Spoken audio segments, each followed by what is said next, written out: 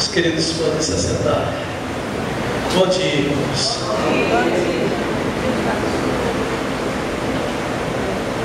Tem uma música do pastor Sérgio Lopes que diz: para chegar nesse lugar, te louvar deste altar, não foi fácil. Para chegar onde cheguei, passar o que passei, não foi fácil. E assim tem sido a minha vida. De fato não tem sido fácil, mas eu tenho recebido muito mais do que peço ao Senhor. A graça do Senhor se multiplica na minha vida de tal forma que tudo aquilo que eu criei e preguei desde a minha conversão aqui nessa igreja há 34 anos atrás tem se tornado realidade na minha vida. Deus não tem acrescentado dias à minha vida, mas Deus tem acrescentado vida aos meus dias. E isso de fato é tremendo, irmãos. Eu estou usando uma bengalinha que foi presente da Geina, do Leonardo e do Lucas, e diminui de fato um pouco a dor. Eu estava muito reticente em usá-la, mas acabei ganhando de presente, então sempre para abençoar, vamos lá. Irmãos, eu sou muito feliz de estar aqui. Eu creio que a maioria dos irmãos que aqui são sabem que essa é a igreja do meu coração. E todas as vezes que eu venho aqui, eu fico emocionado. E esse ano tem mais emoção pela frente. Eu pensei com o pastor Paulo, e no tempo oportuno os irmãos vão tomando conhecimento. Mas Deus vem gerando no meu coração uma palavra, pastor, e o título dessa palavra é A Igreja que Queremos. Essa é uma igreja, e eu quero pedir licença mais uma vez ao pastor Paulo. Essa é uma mensagem que se prega à igreja que você é pastor. E o pastor dessa igreja é São Paulo Feliciano de Araújo. Mas movido por Deus, pelo Espírito Santo de Deus, eu quero dividir essa palavra com os irmãos. A igreja que queremos, Senhor.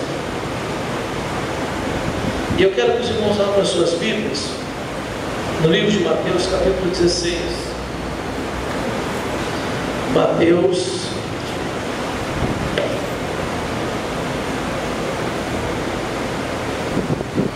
capítulo 16.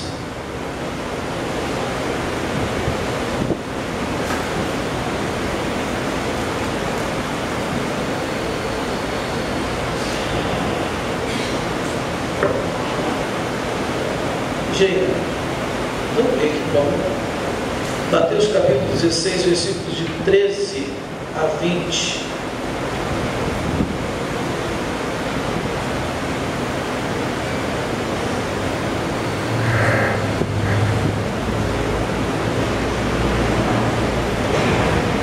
Mateus 16, de 13 a 20, diz assim: E indo eles, perdão, eu abri Marcos, eu sabia.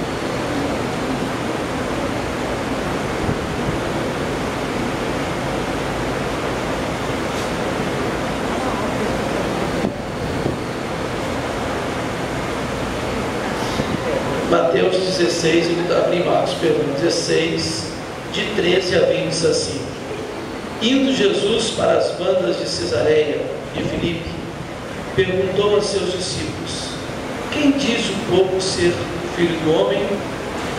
E eles responderam: Uns dizem João Batista, outros Elias, e outros Jeremias, ou quem sabe algum dos profetas. Mas vós, continuou ele, quem dizeis que eu sou?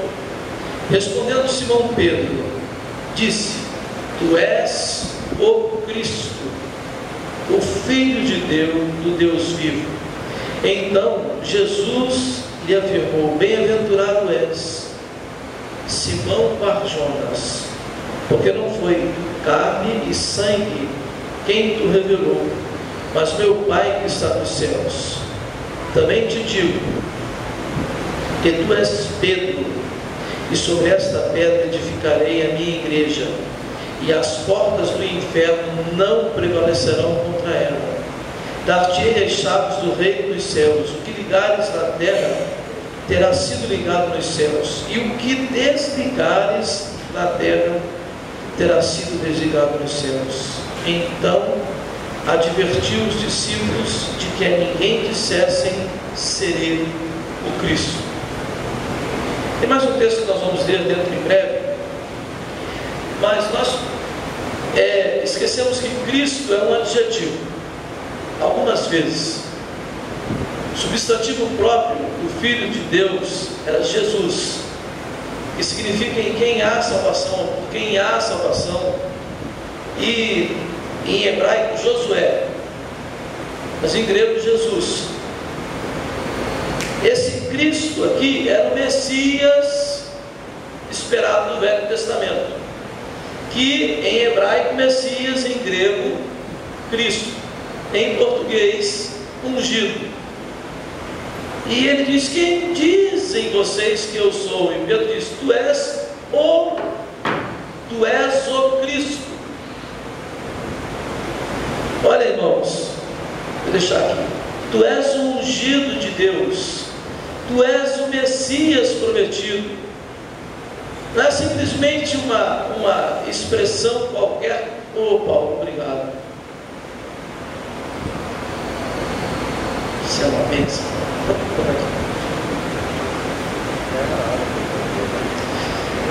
Obrigado, Paulo. Tu és o Cristo de Deus, tu és o Messias, tu és a revelação divina que se transformou em homem, em carne e veio até nós.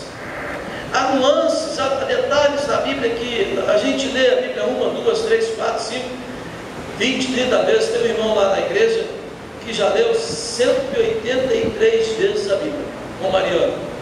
Ele é coronel reformado da Polícia Militar. Então ele lê a Bíblia todo ano, agora 5 vezes por ano. E não adianta citar qualquer coisa. Citou alguma coisa, ele cita o texto bíblico.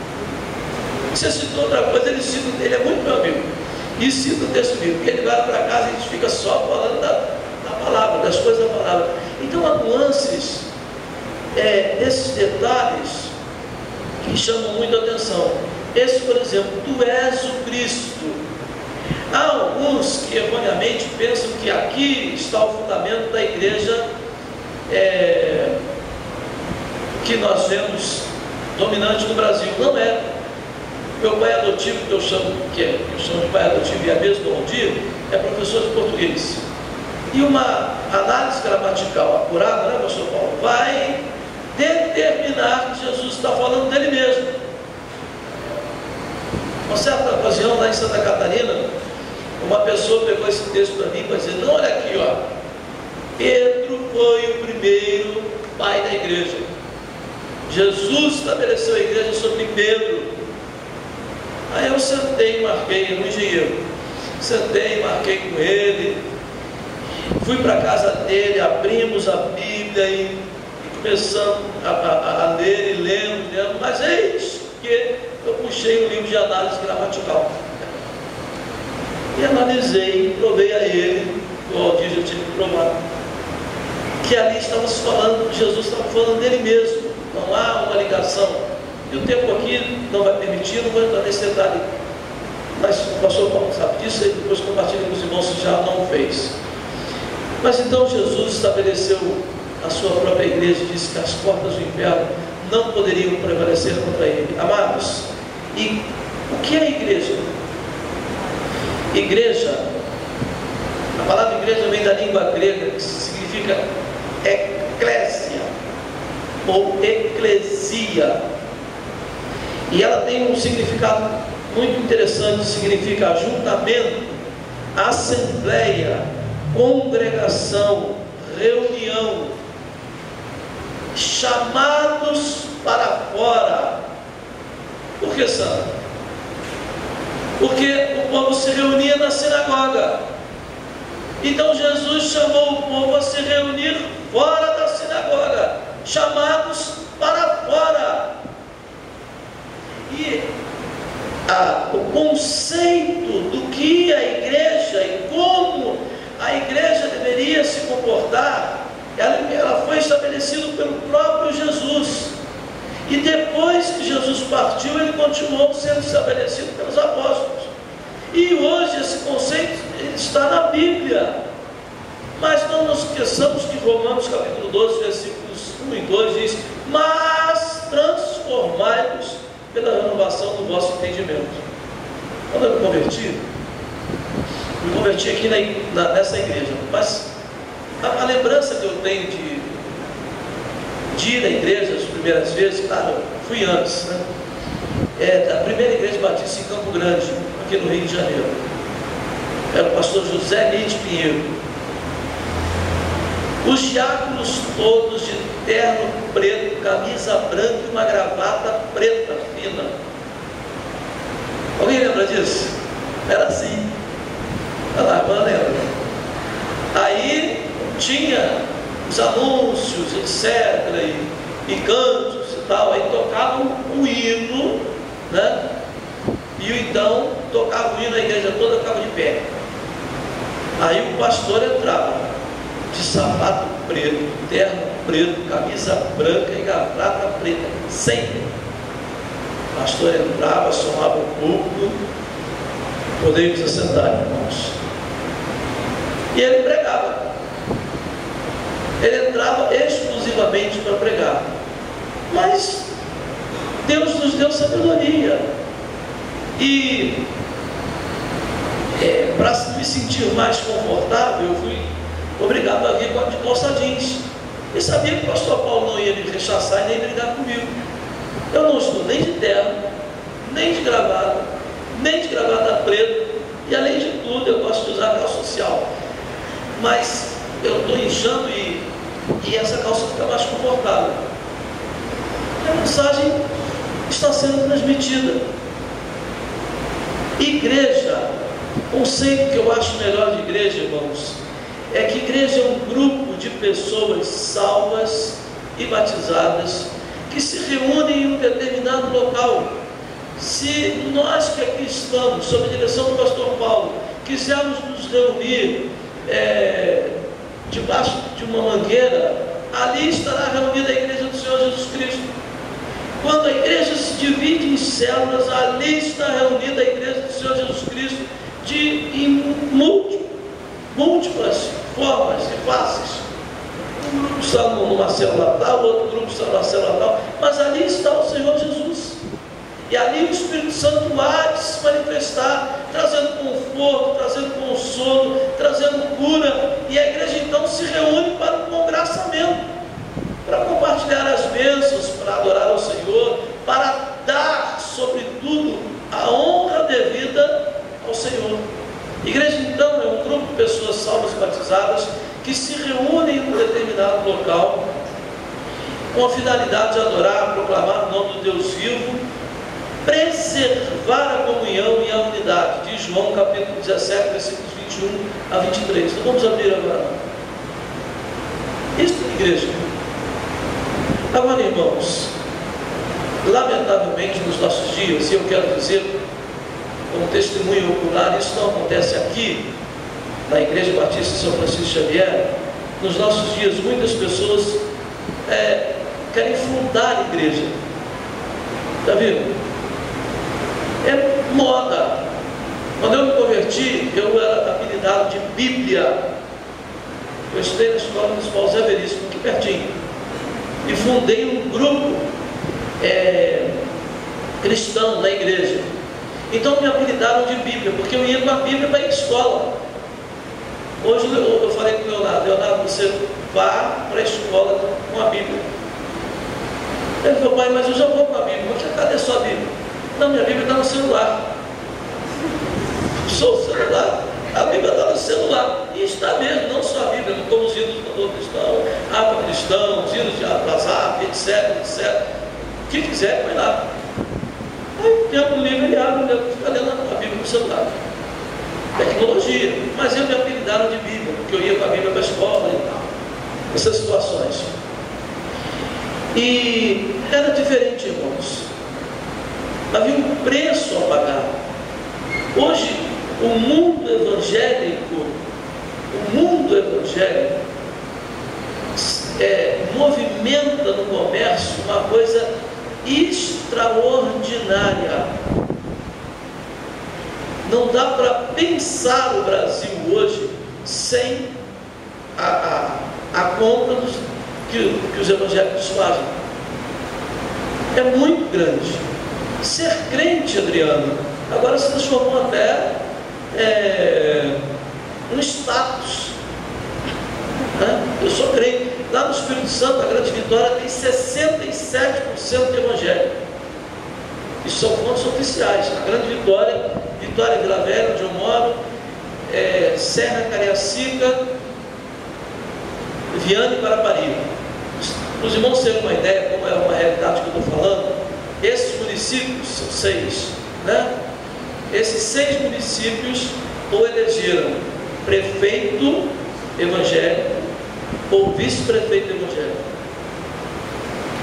Prefeito de Vitória, de Vila Velha, é batista, diácono da Igreja Batista Evangélica de Jardim da Penha. O prefeito da Serra é diácono da Primeira Igreja Batista de Vitória, onde nós nos reunimos hoje. O vice-prefeito de Cariacica é assembleiano, o vice-prefeito de Vitória é evangélico, não sei que igreja, presbiteriano, e todos assim. Então, isso é evangélico, é fácil. Mas esse modismo, irmãos, de fundar a igreja, as pessoas começam a igreja como sem revelação, sem discernimento. E me chama a atenção que eles esquecem de uma coisa: não nasceram de uma virgem, não viveram sem pecado, não morreram na cruz do Calvário, não ressuscitaram e não foram assuntos aos céus. O fundador da igreja chama-se Jesus Cristo. Amém. Mais clareza, o fundador da igreja chama Jesus, o Messias de Deus, o Cristo de Deus. Esse fundou a igreja. E como as pessoas então resolveram, ao seu bel prazer, fundarem igrejas, como eu disse, nós vemos algumas coisas, algumas igrejas com I minúsculo, como eu disse, não acontece aqui. Mas eu faço esse ano 25 anos de ministério. E a gente vê isso acontecendo. Querem ver? Eu anotei algumas para depois chegar na igreja que queremos ter.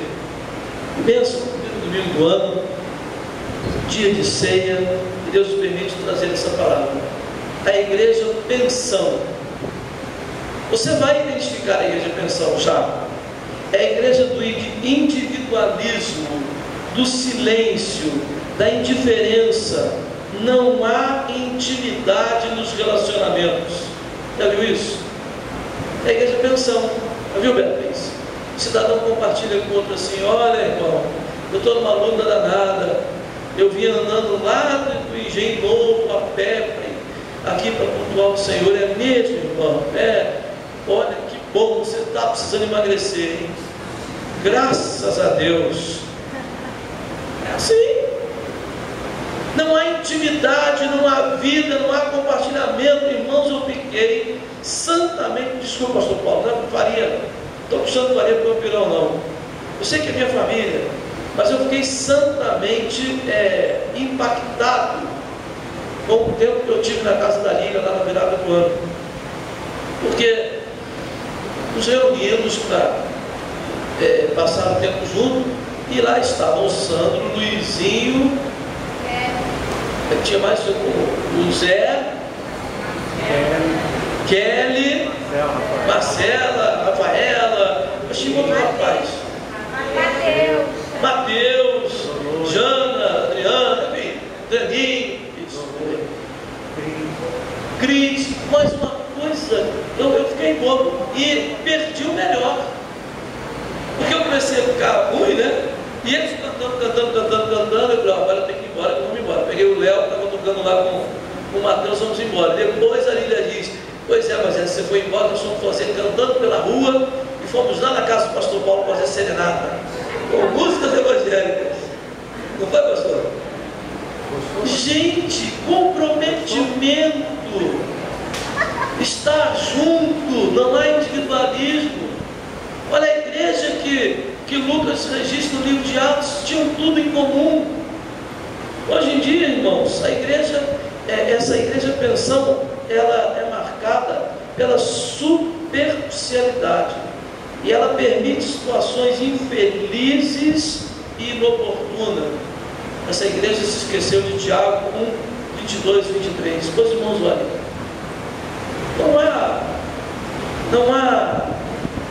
não se compadece uns com os outros, cada um por si e pronto. Mas há um tipo de igreja, irmão, chama-se a igreja delegacia. Já viram? Os relacionamentos se baseiam na desconfiança. É interessante que a nossa lei magna diz que todos são inocentes até que se prove o contrário. Tanto assim que o Supremo Tribunal Federal julgou e condenou um grupo extenso aí de políticos e por que eles não foram presos? Porque apesar de ser o Supremo, cabe recurso. Eu não sabia dessa. Para mim, chegou no Supremo, sentença é cadeia, então cabe recurso. Não estou falando de política, mas a igreja delegacia. Essa igreja é interessantíssima, irmãos. Todos são culpados até que se prove o contrário. Esse tipo de igreja mudou o texto de Tiago 5,16 para confessai as vossas culpas para serem condenados. Essa igreja não prioriza os feridos. O cidadão fica cuidando da vida do outro.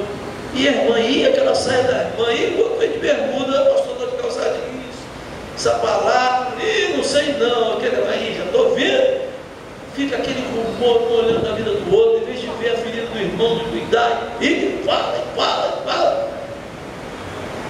É terrível. Mas há outro tipo de igreja que não é a igreja bíblica. Vamos chegar na igreja bíblica já.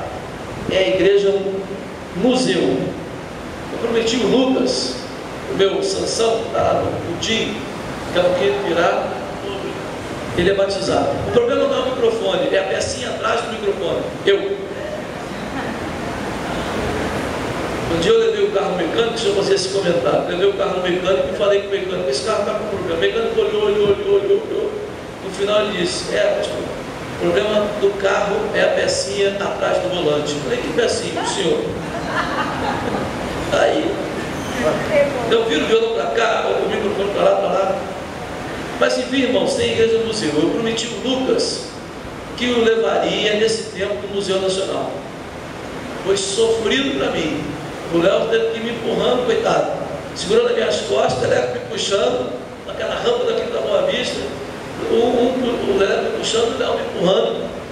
E quando eu vi aquela escadaria, eu tinha esquecido a escadaria. Eu fui lá, Beatriz.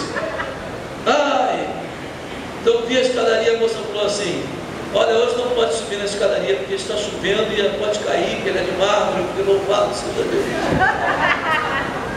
Aí tinha um caminho interno e tal. Quando ela falou, o terceiro andar está obstruído, também não podia subir. Eu falei: o senhor é bom. Eu olhei tudo que tinha e tal. Por ali ficamos, ele ficou feliz, descemos o leonardo. Mas tem igreja museu, irmãos. Você vai no museu ficar vendo aquelas coisas, relembrando as múmias, etc.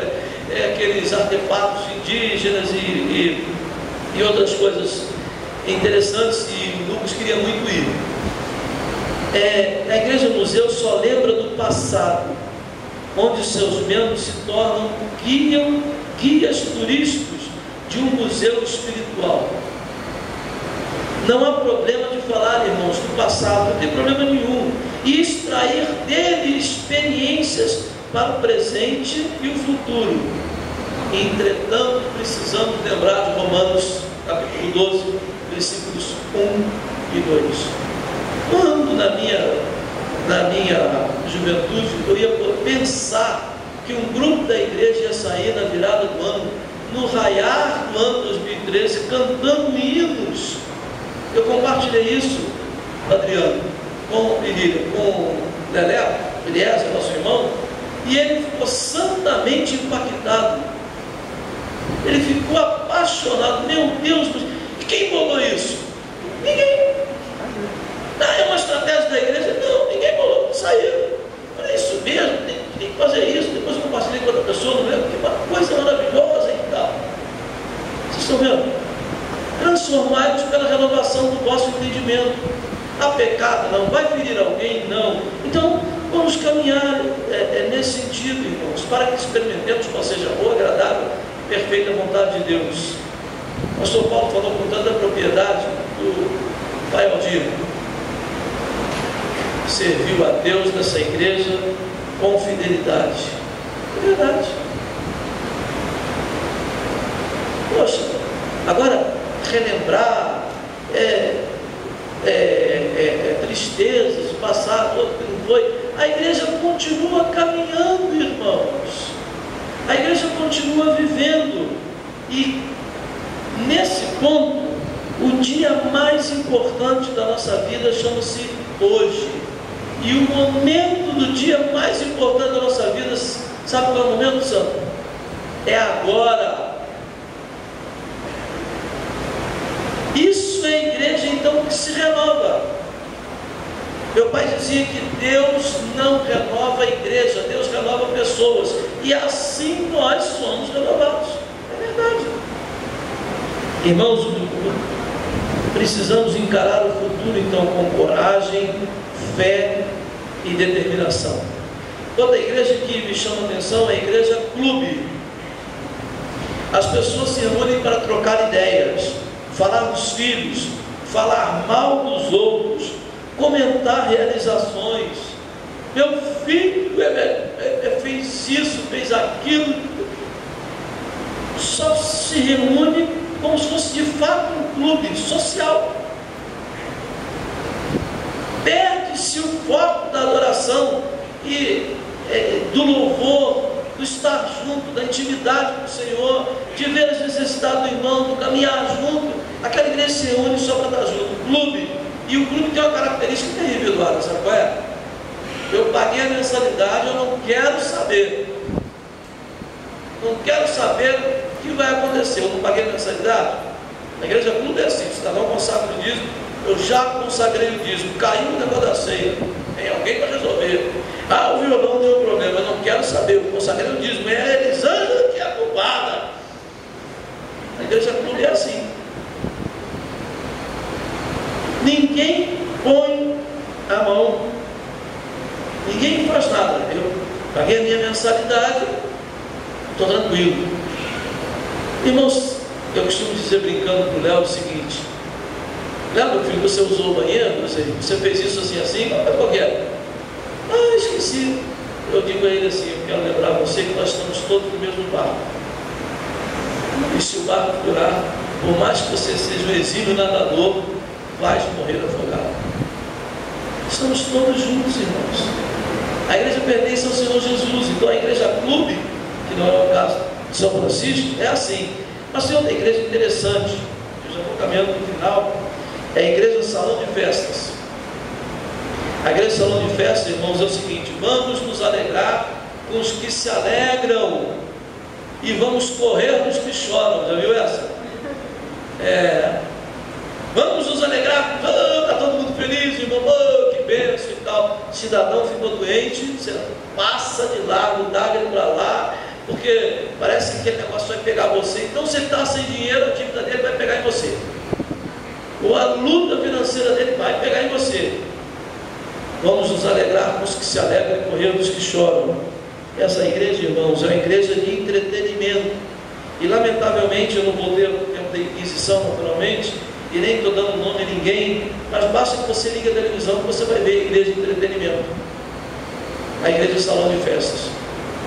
Você, num olhar sem ser crítico ou criterioso, mas com a Bíblia na mão, você vai ver a igreja de salão de festas, e muitos clubes, salão de festas, não só, você vai ver o que está acontecendo lá, entrando porta dentro da sua casa. Essa igreja, irmãos, o pastor se transforma num animador de auditório. Ele tem que ter novidades, ele tem que fazer coisas novas, ele tem que ter uma revelação nova a cada culto pela manhã e à noite, ele tem que fazer algo que chame a atenção. O Evangelho do Reino de Deus é tão simples, amados, é tão objetivo, ele vai no âmago. Não há necessidade dessas situações, mas as pessoas querem. Já viram, já pararam para prestar atenção? Domingo, a gente chegava em casa, né? Era a igreja, tinha um ensaio, etc. Aí chegava em casa, tinha um programa, não lembro qual era lá, o programa dos Trapalhões. Depois entrava acho que esse Domingão do Faustão. Depois entrava o Fantástico. Liga a televisão agora para vocês não ouvirem. Até chegar o Domingão do Faustão, acho que tem uns 4 programas. Depois do Domingão do Faustão, aí vem o Fantástico. Depois tem mais não sei quanto. Eles foram fracionando e isso vai inculcando em você.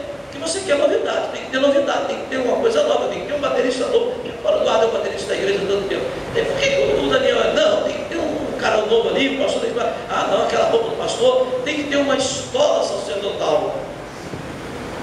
Essas coisas, irmãos, são rumor de doutrina, e com um só vento elas se vão. Essa igreja, irmãos, ela tem uma marca da futilidade. Tem a igreja, a penúltima, é a igreja escritório. Já viram?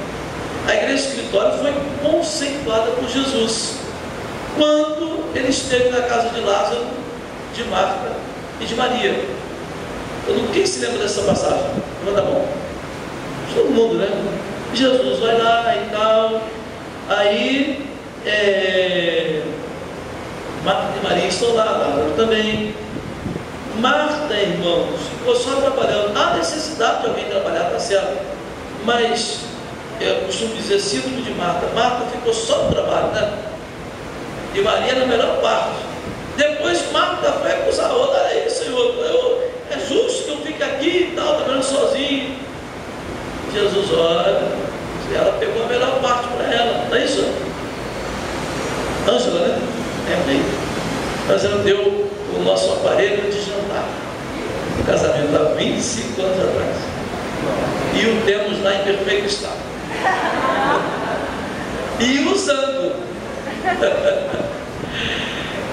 Irmãos, essa igreja a igreja escritória é terrível. As pessoas não têm tempo para nada. São reuniões intermináveis. E vem da igreja. Eu cheguei, a Lídia falou comigo, olha, Moisés, se você quiser, tem culto de oração 8 horas. Mas eu tenho limitações, irmão sabe, não consegui vir. Cheguei às 8, 9 e meia. Mas oração, irmãos. Oração. Tem igreja que é reunião e nem se lê a Bíblia, não se ora, não sei nada, é reunião daquilo. E reúne tanto, discute tanto, ensaia tanto, e vai tanto, mas é a tal fábrica de sapato. O cidadão comprou uma fábrica de sapato que tinha 1000 funcionários e tudo, e todo mundo recebendo, trabalhando e tal. Mas cadê o sapato? Ele foi lá e foi ver, não tinha um sapato fabricado. Eles faziam tudo menos com o sapato. Ué? A igreja de salão, a igreja, a escritório é assim, irmãos. As pessoas perdem a melhor parte, perdem a oração, perdem a comunhão, perdem o estar juntos. Mas a igreja, essa igreja que eu li no texto de Mateus, que Jesus estabeleceu, que então ela se constitui com um grupo de pessoas salvas, batizadas, que se reúnem em um determinado local, aqui, acolá, sindicato dos gráficos, se comprar a Black Prince ou outro lugar qualquer, ela vai continuar sendo a igreja batista em São Francisco Xavier. A igreja de Jesus Cristo, denominada Igreja Batista em São Francisco Xavier. Este local aqui, eu viajando numa ocasião, achei uma coisa esplêndida. Eu vim atrás do carro, né? E eu dirigia naquela época na estrada. E estava um adesivo, o cara botando no carro um adesivo assim: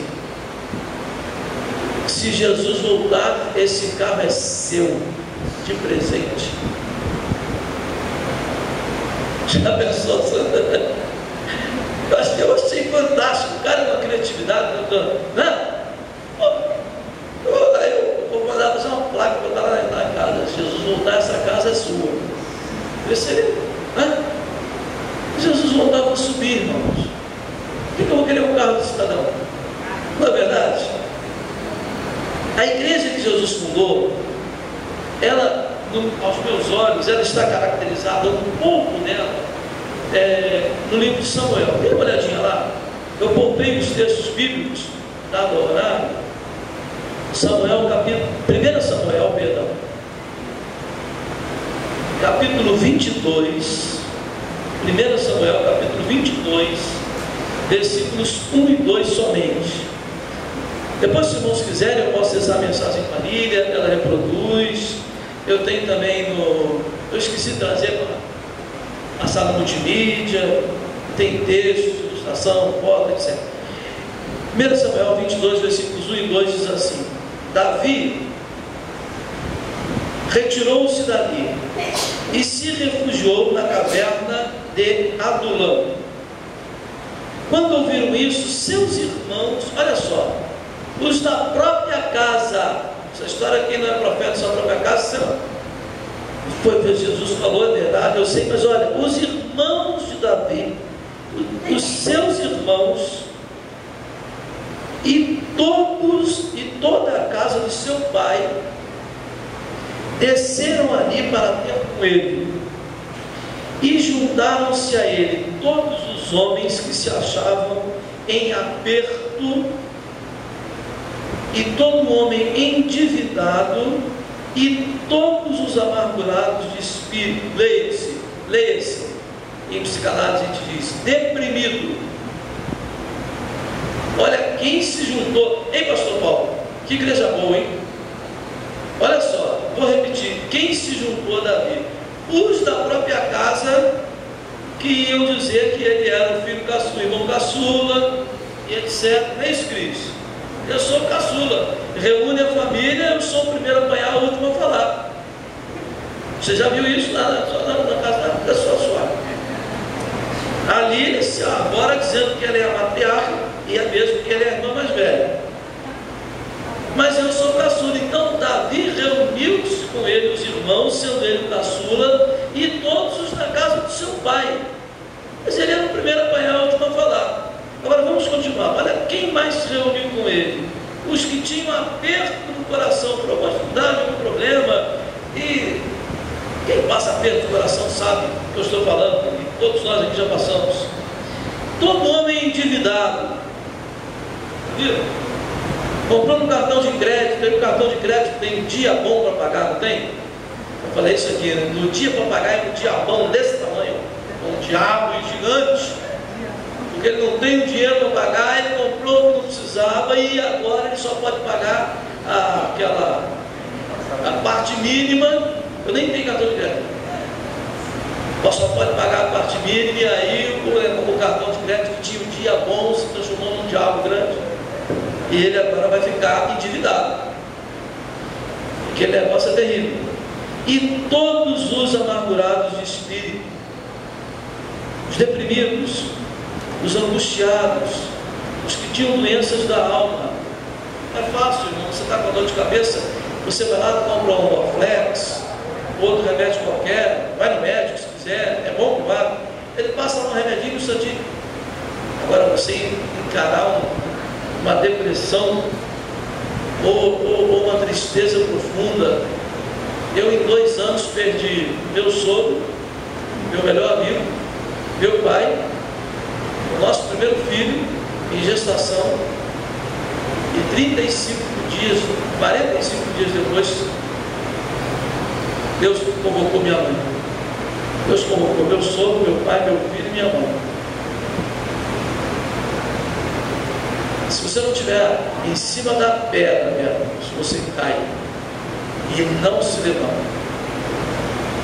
e cai mesmo, e Deus me manteve firme, e a palavra de Deus diz em Salmo 55, esqueci o versículo agora, mas eu posso dizer: que o Senhor é que faz com que o justo se mantenha em pé. Não é você, é Ele que te mantém em pé. Irmãos se juntaram então a Davi, como eu estava dizendo, e o final do versículo diz assim: e ele, Davi, se fez chefe de todos eles, e eram com ele uns 400 homens. Irmão, essa é a igreja que Jesus queria. Eu preciso e vejo, como tenho visto aqui em São Francisco isso acontecer. Não é porque eu estou aqui pregando, não tem nada disso.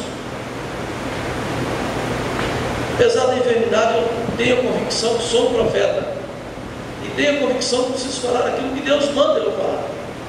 Eu vou ser descortês, nem deselegante, naturalmente, mas eu não estou falando aqui jogando seda. Eu tenho visto isso acontecer aqui. Essa igreja cuida dos endividados, dos enfermos, dos deprimidos, dos doentes de alma. É a igreja, chama-se Caverna de Adulão. É a igreja que cuida dos feridos e das feridas. É tão difícil hoje, pastor. É tão difícil acontecer isso hoje. Eu nasci no Lar Batista, me converti aqui com 15 anos de idade, os irmãos sabem disso. E já Deus me deu a graça, eu e Gênesis já organizamos 5 igrejas batistas, do Rio Grande do Sul até Norte de Minas, Espírito Santo, e já pastoreei outras tantas igrejas. E eu tenho que reconhecer que isso é tão difícil, não é na denominação batista, é em qualquer uma. As pessoas estão preocupadas com si mesmas. Elas foram assimilando os conceitos do mundo. Uma das maiores e melhores mensagens que eu já ouvi na minha vida, ouvi dia 30. Quem não veio perdeu, e deve pedir ao pastor Paulo estudo ou descobrir na internet. Bem-aventurado. E o pastor Paulo discorreu sobre os conceitos. Falei, ontem eu quase reproduzi a mensagem lá para o Aldir, foi ontem. Irmãos, as pessoas, nós lamentavelmente estamos assimilando conceitos do mundo. A cada dia uma enxurrada em cima de você. Os índios Cherokees têm uma lenda interessante. Eles dizem que dentro de você tem 2 lobos, um branco e um preto, ou um mau e um ruim, tipo branco e preto. E eles lutam para dominar você. E como que você vai fazer com que o lobo bom que habita em você vença? Alimentando o lobo branco. Como é que você vai vencer na luta espiritual? Alimentando-se das coisas do Senhor, tendo um relacionamento íntimo e profundo com Ele, irmãos.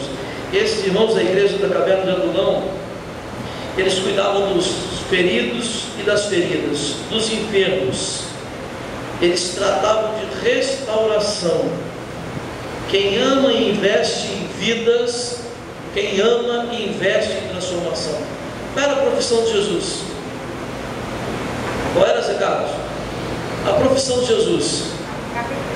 Ele era carpinteiro. Mas nas colinas de Punão, norte setentrional de Jerusalém, eles descobriram artigos escritos da mesma época lá do Velho Testamento, mas alguns depois foram acrescentados, outros à época de Jesus, que dão conta que Jesus era carpinteiro, restaurador.